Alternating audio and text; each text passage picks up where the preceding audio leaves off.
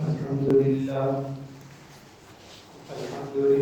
نحمده ونستعينه ونستغفره ونؤمن به ونتوكل عليه ونعوذ بالله من شرور أنفسنا ومن سيئات أعمالنا من يهده الله فلا مضل له ومن يضلله فلا هادي له ونشهد أن سيدنا ومولانا محمدا عبده ورسوله أما بعد فأعوذ بالله من الشيطان الرجيم بسم الله الرحمن الرحيم يا أيها الذين آمنوا كتب عليكم الصيام كما كتب على الذين من قبلكم لعلكم تتقون عن أبي هريرة رضي الله عنه قال قال رسول الله صلى الله عليه وسلم إذا دخل رمضان فتحت أبواب الجنة وغلقت أبواب جهنم وسلسلت الشياطين أو كما قال رسول الله صلى الله عليه وسلم صدق الله وصدق رسوله النبي الكريم ونحن على ذلك لمن الشاهدين والشاكرين والحمد لله رب العالمین۔ اے لوگ ایمان والو، کتب علیکم الصیام، تم پر روزوں کو فرض کیا گیا، کما کتب علی الذین من قبلکم، جیسے کہ تم سے پہلے لوگوں پر روزہ فرض ہوا، لعلکم تتقون، تاکہ تم متقی پرہیزگار بن جاؤ۔ حضرت ابو ہریرہ رضی اللہ عنہ فرماتے ہیں رسول اللہ صلی اللہ علیہ وسلم نے فرمایا اذا دخل رمضان، جب رمضان کا مہینہ شروع ہو جاتا ہے، فتحت ابواب الجنہ، جنت کے دروازوں کو کھول دیا جاتا ہے، وغلقت ابواب جہنم، جہنم کے دروازوں کو بند کر دیا جاتا ہے، وسلسلت الشیاطین، اور شیطانوں کو جکڑ دیا جاتا ہے۔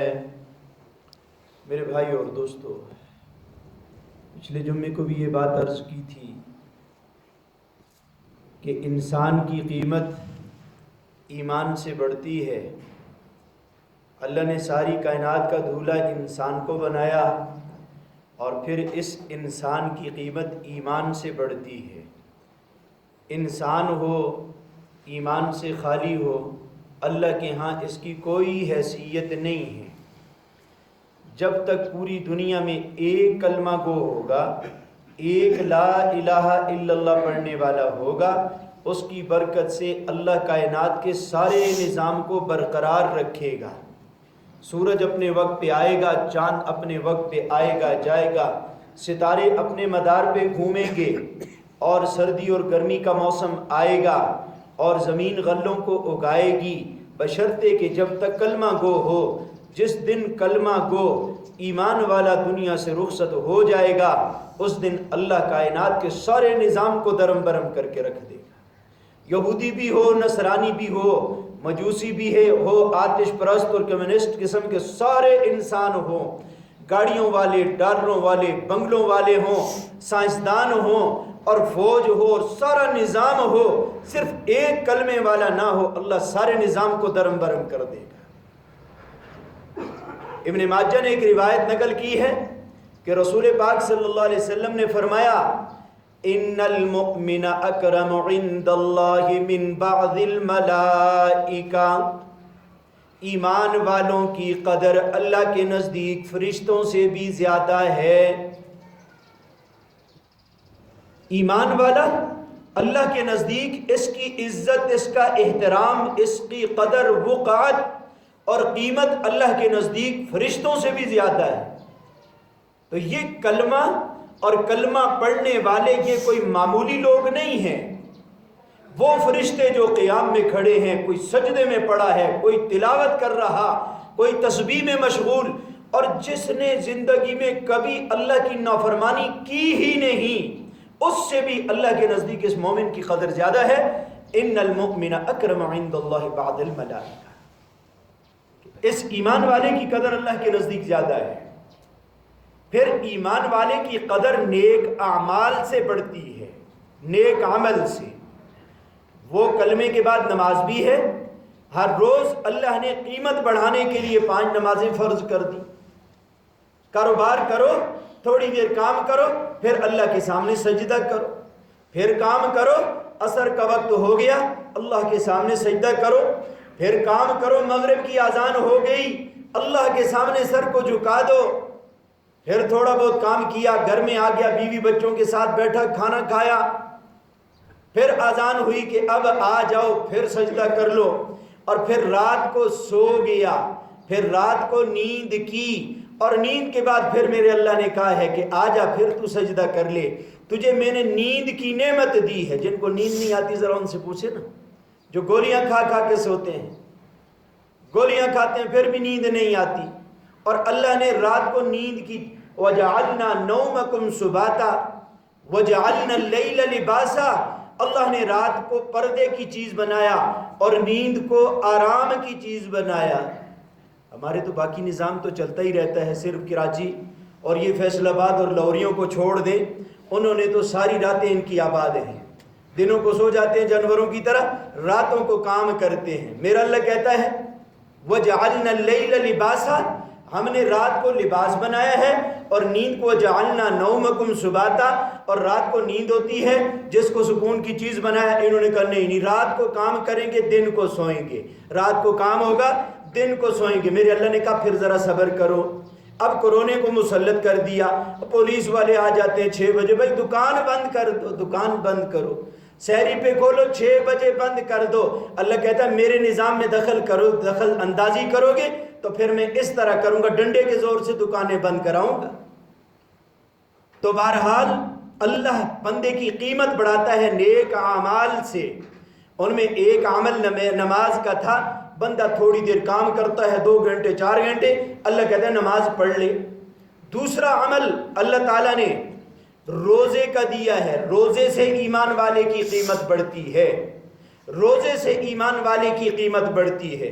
اور پھر اللہ نے پوری زندگی دیا ہی نہیں ہے، ایام معدودات اللہ نے کہا ہے، تھوڑے سے دن ہیں، 11 مہینے آپ مزے کریں، 11 مہینے آپ کھاتے رہیں، پیتے رہیں، کلوا واشربوا ہنیئا بما اسلفتم فی الایام الخالیہ، دن کو بھی کھاؤ، رات کو بھی کھاؤ، کوئی پابندی نہیں، بشرطے کہ حلال ہو، بشرطے کہ حلال ہو، تو کوئی پابندی نہیں۔ 1 مہینہ پابندی لگائی ہے خالق کائنات نے، اور وہ بھی جو پابندی لگائی قیمت بڑھانے کے لیے لائی ہے، یہ نہیں کہ سزا ہے۔ وہ جس طرح مدرسے میں طالب علم داخل ہوتا ہے تو پہلے ہی کچھ پابندیاں لگاتے ہیں، اسکول والوں کی بھی پابندیاں ہیں کہ وردی پہن کے آئے گا، بال ایسے ہوں گے اور دان صاف کرے گا، ناخن ایسے ہوں گے، وقت پہ آئے گا، وقت پہ فیس جمع کرے گا، فیس کا زیادہ لکھتے ہیں کہ فیس وقت پہ جمع کرے گا، پابندیاں لگاتے ہیں طالب علم پر۔ اور یہ والدین کہیں کہ خواہ یہ کوئی جانور ہے، کوئی بکرا ہے کہ اس کو قلعے کے اوپر باندھ دیا تم نے، یہ 5 گھنٹے تیرے پاس بھیجا ہے، پابندیاں لگا دی تو نے۔ کوئی باپ نہیں کہتا، کوئی باپ نہیں کہتا، ماسٹر کا بیٹا ہو ماسٹر بھی نہ کہے، ڈاکٹر کا بیٹا ہو وہ بھی نہ کہے، غریب کا بیٹا ہو وہ بھی نہ کہے کہ میرے بیٹے پہ یہ پابندیاں کیوں لگائی ہیں۔ اس کو پتہ ہے کہ ان پابندیوں میں میرا بیٹا وقت گزارے گا، میرے بیٹے کی قیمت بڑھے گی، میرا بیٹا صحیح پڑھے گا، ڈاکٹر بنے گا، عالم بنے گا، دین کا خادم بنے گا، انجینئر بنے گا، جس شعبے کی محنت کر رہا ہے کامل بن کے نکلے گا۔ تو یہ جو پابندیاں لگتی ہیں قیمت بڑھانے کے لیے لگتی ہیں، یہ سزا نہیں ہوتی، یہ سزا نہیں ہوتی۔ تو ایسے ہی اللہ تعالیٰ نے 11 مہینے آزاد چھوڑا ہے، کھاؤ بھی پیو بھی مزے اڑاؤ، لیکن 1 مہینہ اللہ نے پابندی لگا دی کہ صبح سے لے کر غروب آفتاب تک کھانے کی پینے کی جمع کی اجازت نہیں۔ ہاں مغرب کے بعد سے لے کر طلوع آفتاب تک، طلوع فجر تک یہ ساری چیزوں کی تمہیں اجازت ہے، کھانے پینے کی اجازت ہے۔ تو بہرحال یہ جو پابندی لگائی 1 مہینہ، یہ ایمان والے کی قیمت بڑھانے کے لیے اللہ نے پابندی لگا دی۔ 1 مہینہ جو پابندی لگی ہے، ایمان والے کی قیمت بڑھے گی۔ اچھا، اس کے بعد اگلا عمل، اللہ نے مالداروں پر زکوٰۃ کو فرض کیا ہے۔ مال دیا ہوا اللہ کا ہے۔ میں دکان کھولتا ہوں، دکان کھول کے مال ڈال دیتا ہوں۔ اب کئی لوگ آپ نے دیکھے ہوں گے بڑی بڑی دکانیں بناتے ہیں، سٹور بناتے ہیں، گراہک آتا ہی کوئی نہیں ہے۔ ایک آدمی ہے چھوٹی سی پرچون کی دکان ہے، ہزاروں روپے کی سیل کرتا ہے۔ تو مال اللہ نے دیا اور پھر گراہک میری دکان پر اللہ بھیجتا ہے۔ اللہ کہتا ہے پورا سال کھاؤ پیو، لیکن سال کے اخیر میں ایک مرتبہ حساب کر کے اس کا 40واں حصہ، لاکھ میں 2500 روپے، 40 پر 1000 روپے میرے نام پہ دے دے فقیروں کو، مسکینوں کو۔ تو یہ جو اللہ نے مال کی پابندی لگائی، یہ بھی اس لیے کہ ایمان والے کی قیمت بڑھ جائے، ایمان والے کی قیمت بڑھ جائے۔ اور پھر مالداروں پر اللہ نے زندگی میں، پوری زندگی میں ایک اور عمل فرض کیا ہے، وہ بھی قیمت بڑھانے کے لیے کہ اللہ نے مال دیا ہے اور ضرورت سے زائد ہے، گھر والوں کی ضرورت سے زائد ہے، تو زندگی میں 1 مرتبہ میرے گھر کی زیارت کر لینا، یہ بھی فرض ہے، بیت اللہ کا حج۔ تو بہرحال میں نے ابتدا میں ایک حدیث پاک عرض کی، ان المؤمن اکرم عند اللہ بعد الملائکہ، اللہ کے نزدیک ایمان والے کی قیمت بعض فرشتوں سے زیادہ ہے۔ اور ایمان والے کی جو قیمت بڑھتی ہے، نیک عمل سے بڑھتی ہے، اور نیک عمل کلمہ بھی ہے، نماز بھی ہے، روزہ بھی ہے، حج بھی ہے، زکوٰۃ بھی ہے، اور یہ سارے اعمال اللہ نے ایمان والوں کو دیے ہیں، ایمان والوں کی قیمت بڑھانے کے لیے کہ میرے بندے کی قیمت بڑھ جائے، اس کی عظمت بڑھے، اس کی قیمت بڑھ جائے، یہ قیمتی ہو جائے۔ تو بنیادی عمل یہ ابھی چل رہا ہے، روزے کا حکم چل رہا ہے۔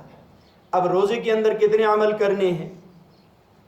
رمضان میں 5 عمل کہ رسول پاک صلی اللہ علیہ وسلم رمضان المبارک میں جبریل امین حضور کے پاس آتے اور رسول پاک علیہ السلام جبریل کو اپنا قرآن سناتے اور جبریل رسول پاک علیہ السلام کو قرآن سناتے تھے۔ یہ قرآن کا دور ہوتا تھا۔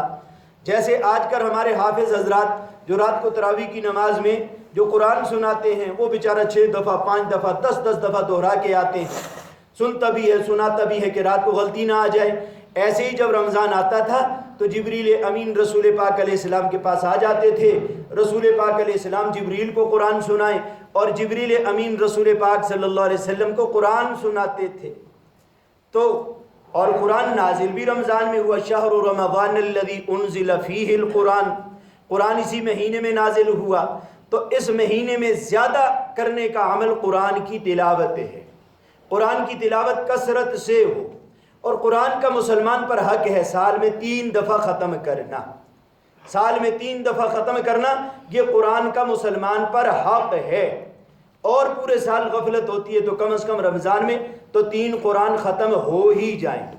تو قرآن کو پڑھنا، کثرت سے قرآن کی تلاوت کرنا۔ لیکن میں بار بار یہ بات عرض کر چکا ہوں، ہماری اولادیں اس وقت اکثر ہمارے بچے یا تو ان کو ہم نے قرآن پڑھایا ہی نہیں ہے، اگر قرآن پڑھایا ہے تو میرا بچہ غلط قرآن پڑھتا ہے، میرا بچہ غلط قرآن پڑھتا ہے۔ تو اپنی اولادوں کو قرآن پڑھائیں، مساجد میں بھیجیں، مدارس میں بھیجیں، گھر میں کسی کو لگائیں۔ اللہ کا واسطہ اپنی اولادوں کو ضائع مت کریں، اپنی اولادوں کو صحیح قرآن پڑھائیں، ورنہ یہ بد دعا دیں گے۔ اطعنا سادتنا وکبراءنا فاضلونا السبیل، کل قیامت والے دن میرا بیٹا میرا گریبان پکڑے گا کہ اللہ باپ کے پاس آیا تھا، باپ نے نہیں پڑھایا تھا، پیسے خرچ کر کے 30 ہزار روپیہ ایک مہینے کی اسکول کی فیس دیتا تھا، قرآن پڑھانے والے کو 200 روپیہ 1000 روپیہ نہیں دیا۔ تو قرآن، اولادوں کو قرآن پڑھائیں۔ اللہ کے نبی کی حدیث ہے، جو اپنی اولاد کو قرآن، ناظرہ قرآن پڑھائے گا، ناظرہ قرآن پڑھانے والے کی مغفرت یقینی ہے، اس کی مغفرت ہو گئی جو اپنی اولاد کو قرآن ناظرے میں پڑھائے گا۔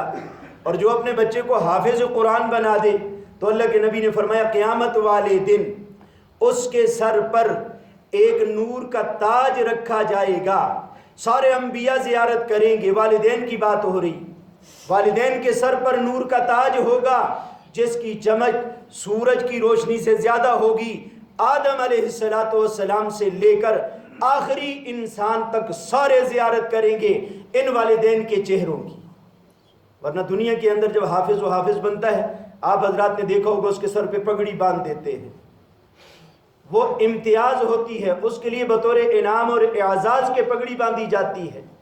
لیکن اللہ دنیا میں نہیں، اللہ آخرت میں، کہ اس حافظ نے دن کو بھی پڑھتا رہا، آناء اللیل والنہار، یہ دن کو بھی قرآن پڑھتا رہا، رات کو بھی پڑھتا رہا۔ ایک ایک بچہ پتہ نہیں کتنی دفعہ وہ قرآن کی آیتیں پڑھتا ہے، ہوتا چھوٹا ہے، 5 سال سے 7 سال سے 10 سال سے پڑھنا شروع کرتا ہے۔ وہ بیچارہ صبح نیند بھی آتی ہے پھر بھی پڑھ رہا، رات کو بھی نیند آتی ہے پھر بھی پڑھتا ہے۔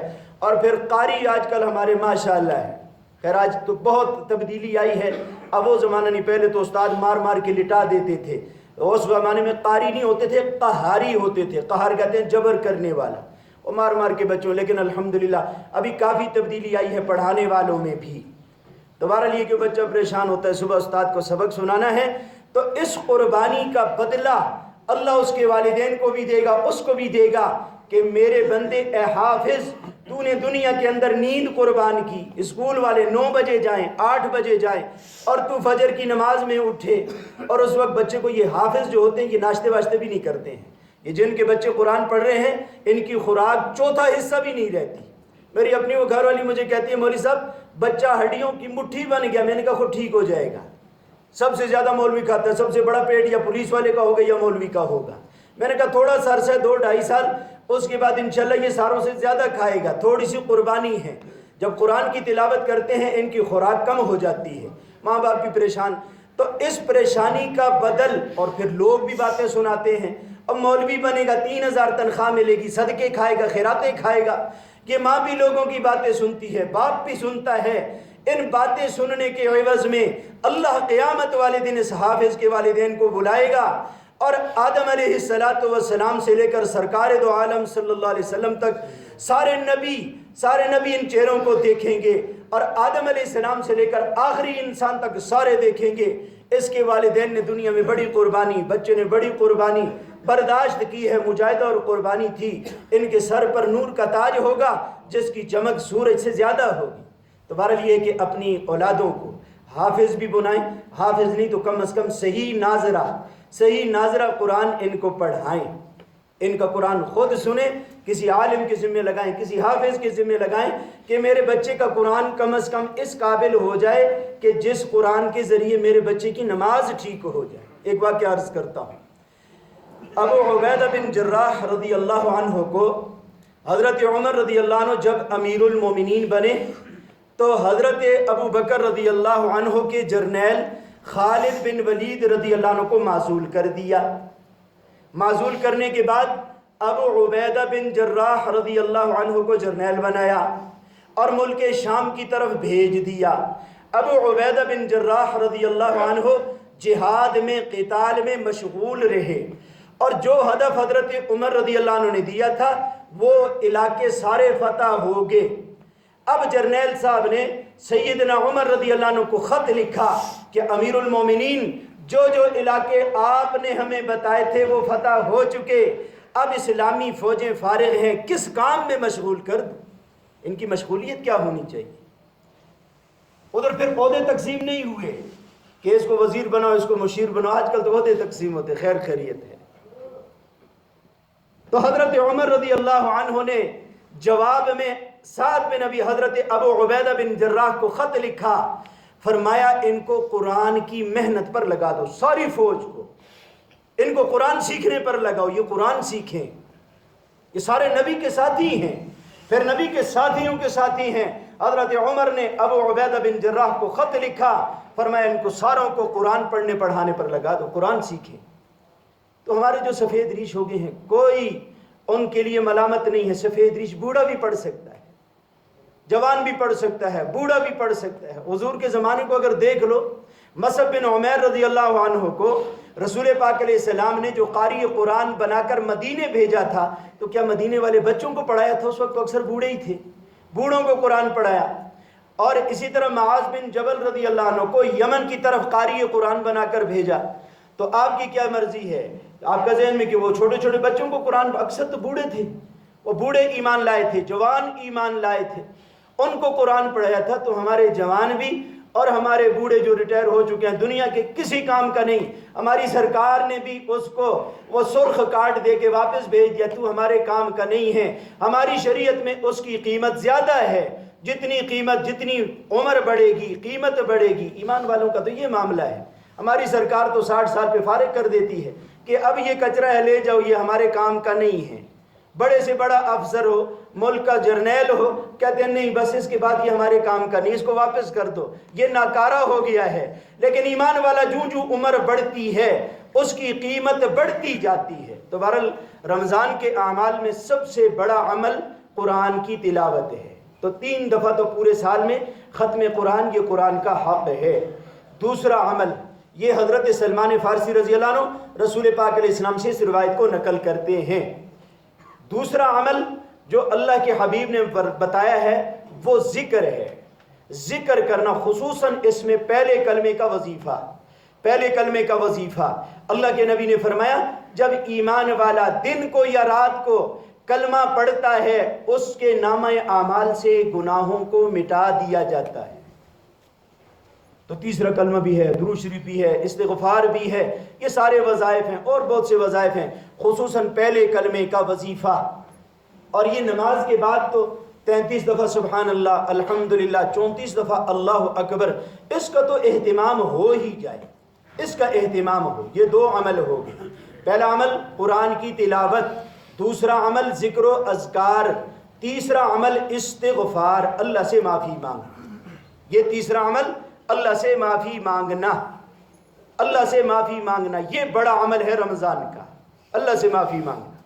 حضرت علی رضی اللہ عنہ کہتے ہیں رسول پاک صلی اللہ علیہ وسلم کے انتقال کے چند ہی دن گزرے تھے، میں روضہ رسول کے پاس بیٹھا تھا، ایک دیہاتی آیا اور رسول پاک صلی اللہ علیہ وسلم کی قبر اطہر کے ساتھ چمٹ گیا اور کہتا ہے یا رسول اللہ، یا رسول اللہ، ہم سیاکار تھے، گناہگار تھے، آپ کلمے والی دولت لائے اور ہم نے کلمہ پڑھا، کلمہ پڑھنے کے بعد آپ نے ہجرت کا حکم دیا تھا، ہم اپنے محبوب علاقے چھوڑ کر ہم مدینے کی طرف آ گئے اور ہم اپنے معبود بتوں کو چھوڑ کر ایک اللہ کے سامنے جھکنے والے بن گئے۔ یا رسول اللہ، آپ پر قرآن نازل ہوا اور قرآن کہتا ہے وَلَوْ أَنَّهُمْ إِذْ ظَلَمُوا أَنفُسَهُمْ جَاءُوكَ فَاسْتَغْفَرُوا وَاسْتَغْفَرَ لَهُمُ الرَّسُولُ لَوَجَدُوا اللَّهَ تَوَّابًا رَحِيمًا۔ قرآن یہ کہتا ہے اگر ایمان والا گناہوں کی وجہ سے اپنی جان پر ظلم کر بیٹھے، اپنی جان پر ظلم کر بیٹھے اور گناہ کرنے کے بعد آپ کے پاس آ جائے، اللہ کے حبیب کے پاس آ جائے، روضہ رسول پر آ جائے، فاستغفروا، اور اللہ سے معافی مانگے نبی کے روزے پر، نبی کے پاس، اور پھر نبی بھی اس کے لیے استغفار کر دے، لوجد اللہ تواب الرحیمہ، تو اللہ کو تو بخشنے والا، رحم کرنے والا پائے گا۔ تو یہ آدمی کہہ رہا، یہ دیہاتی کہہ رہا یا رسول اللہ، بڑا ظلم کر کے سیاکار ہو کے آپ کے روزے پہ آیا ہوں، میں بھی اللہ سے معافی مانگ رہا، آپ بھی میرے لیے اللہ سے معافی مانگیں۔ حضرت علی فرماتے ہم نے غیب سے آواز سنی، جا جا تیری مغفرت ہو گئی۔ تو یہ معافی کا موقع ہے، اللہ سے معافی مانگیں۔ ایک روایت عرض کرتا ہوں، نزہۃ المجالس ایک کتاب ہے، اس میں ایک روایت نقل ہے، حضرت موسیٰ علیہ السلام کا تو اللہ سے عجیب تعلق تھا۔ موسیٰ علیہ السلام نے اللہ سے کہا کہ اے اللہ ماذا تقول اذا سألک السائل، اے اللہ جب کوئی سوالی تیرے دروازے پر آئے، وہ تیرے سے مانگے تو اس کا جواب کیسے دیتا ہے؟ قال یا موسیٰ اقول له لبیک، اے موسیٰ میں اس کو کہتا ہوں میں حاضر ہوں۔ موسیٰ علیہ السلام نے کیا سوال کیا؟ اے اللہ جب کوئی سوالی ضرورت مند تیرے دروازے پر آئے اور تیرے سے مانگے تو اس کو کیسے جواب دیتا ہے؟ اللہ نے فرمایا میں اس کو کہتا ہوں لبیک یا عبدی، میرے بندے میں حاضر ہوں، مانگ۔ پھر موسیٰ علیہ السلام نے کہا ثم قال موسیٰ فالصائم، اے اللہ اگر روزے دار تیرے در پہ آئے اور تجھ سے مانگے تو تو روزے دار کو کیا جواب دیتا ہے؟ قال اقول لبیک یا عبدی، روزے دار جب مانگے تو میں روزے دار کو بھی کہتا ہوں مانگنا میرے بندے، میں حاضر ہوں۔ پھر موسیٰ نے تیسرا سوال کیا فالزاہد ماذا تقول، اے اللہ اگر زاہد کہتے ہیں جو دنیا سے منہ پھیر لے، جو دنیا سے منہ پھیر لے، دنیا کی زیب و زینت کو چھوڑ دے، اس کو زاہد کہتے ہیں۔ پھر موسیٰ علیہ السلام نے تیسرا سوال کیا فالزاہد ماذا تقول، اے اللہ اگر کوئی زاہد تیرے سے سوال کرے تو کیسے جواب دیتا ہے؟ قال اقول له لبیک یا عبدی، اے میرے بندے میں حاضر ہوں مانگ لے۔ اب اگلا جملہ سننا ہے، کوئی سوالی اللہ کے در پہ آئے تو اللہ کہتا ہے لبیک، کوئی روزے دار اللہ سے مانگے اللہ کہتا ہے لبیک، اور کوئی اگر زاہد عبادت گزار مانگے تو اللہ کہتا ہے لبیک۔ چوتھا سوال پھر موسیٰ نے کہا فالخاطی والعاصی، اے اللہ اگر کوئی گناہ گار سیاکار، کوئی گناہ کر کے آنے والا تیرے در پہ آئے اور مانگے تو ماذا تقول لہو، تو اس کو کیا کہتا ہے؟ قال یا موسیٰ اقول لہو لبیک لبیک لبیک، میں 3 دفعہ کہتا ہوں میرے بندے میں حاضر ہوں، میں حاضر ہوں، میں حاضر ہوں۔ اس کو 3 دفعہ میرا اللہ کہتا ہے، 3 دفعہ اللہ کہتا ہے آ جانا میں حاضر ہوں، مانگ کیا مانگنا ہے؟ یہ گناہگار کو میرا اللہ کہتا ہے۔ پھر موسیٰ نے پوچھا اللہ یہ کیا وجہ ہے؟ سائل بھی آتا ہے، روزے دار بھی آتا ہے، زاہد بھی آتا ہے، ان کو 1 دفعہ آپ کہتے ہیں حاضر ہوں، اور گناہگار کو، خطا کار کو آپ 3 دفعہ کہتے ہیں۔ تو اللہ نے عجیب جواب دیا، فرمایا کل من ہؤلاء یتکل علی عملہ، یہ سارے کے سارے تینوں، سائل پہلے کوئی عمل کر کے آتا ہے، روزے دار روزہ رکھ کے آتا ہے، زاہد عبادت کر کے آتا ہے پھر مانگتا ہے، اس کا اعتماد روزے پر ہوتا ہے، نماز پر ہوتا ہے، زکوٰۃ پر ہوتا ہے، نیک عمل پر ہوتا ہے، وہ نیک عمل پر اعتماد کرتا ہے۔ لیکن یہ جو گناہگار ہے اس کے پاس تو ہوتا ہی کچھ نہیں ہے، یہ تو کالا منہ لے کے اللہ کے پاس آتا ہے، اس کے پاس کچھ نہیں ہوتا، ایک دل پہ زبان پہ لا الہ الا اللہ ہے۔ اللہ فرماتا ہے ھذا یتکل علی رحمتی، اس کے پاس نہ نماز ہے، نہ روزہ ہے، نہ زکوٰۃ ہے، نہ قرآن کی تلاوت ہے، نہ ذکر و اذکار ہیں، یہ صرف میری رحمت پہ امید کر کے میرے دروازے پر آتا ہے۔ وَمَن يَتَوَكَّلْ عَلَى اللَّهِ فَهُوَ حَسْبُهُ، میں نے اپنے قرآن میں کہا ہے جو میری ذات پر اعتماد کرے گا میں اکیلا اس کو کافی ہوں۔ تو اللہ نے توبہ کے دروازے کھولے ہوئے ہیں۔ تو رمضان کے اعمال میں قرآن کی تلاوت، نمبر 2 ذکر و اذکار، نمبر 3 استغفار، نمبر 4 جنت کی طلب ہو، نمبر 5 جہنم سے پناہ ہو، کہ اے اللہ جو تو نے کافروں کے لیے، گناہگاروں کے لیے جو جگہ تیار کی ہے، اے اللہ ہم اس آگ کو، اس سختی کو برداشت نہیں کر سکتے، ہماری بھی حفاظت فرما اور سارے ایمان والوں کی اے اللہ سے حفاظت فرما۔ سبحان اللہ۔